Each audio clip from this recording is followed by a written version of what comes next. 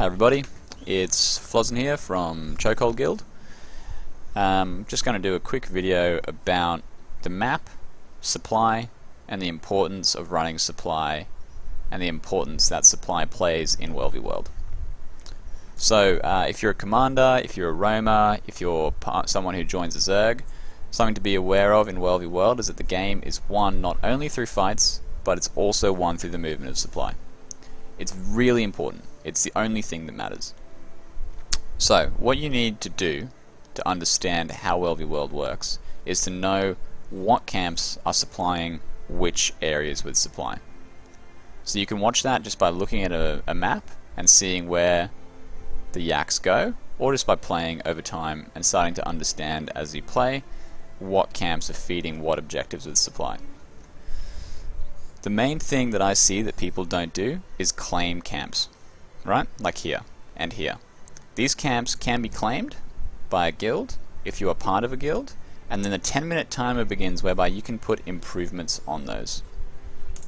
So big guilds should always be doing this, and if you're part of guilds that are able to do it, always try and do it if you can, because it means that your server has a much better advantage of being able to win the war.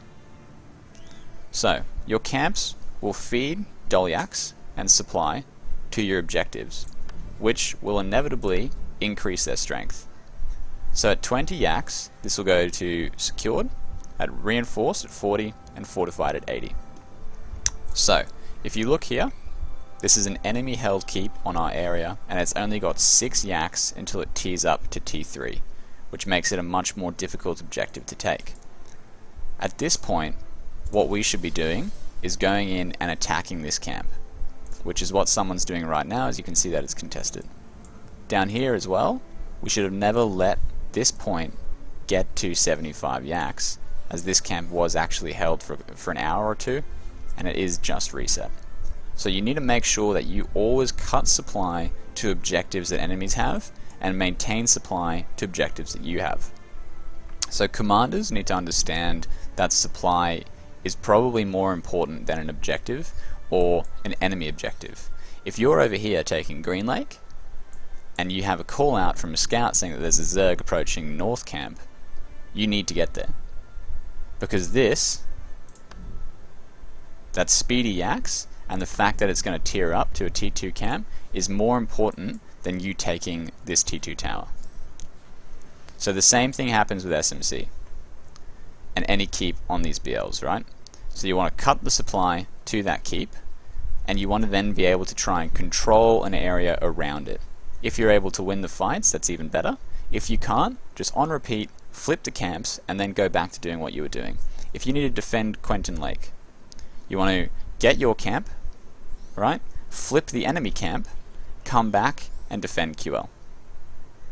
So you always want to try and focus your play around objectives and around fights with the camps in mind. There might be a Zerg on the east side of Eternal Battlegrounds on SMC, right? And you've just been wiped, or you've just got to the map and you're at spawn.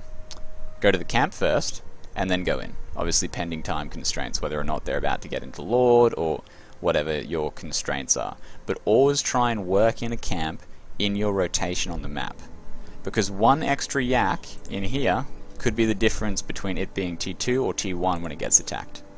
The supply is the most important part of WvW, and once you understand that, and once as a server everyone can get that right, then you'll facilitate victory much more. Alright, that's the first discussion I wanted to have. We'll have some more discussions about movement in a squad, about classes you want in a squad, and also about combat and communication. Thanks guys.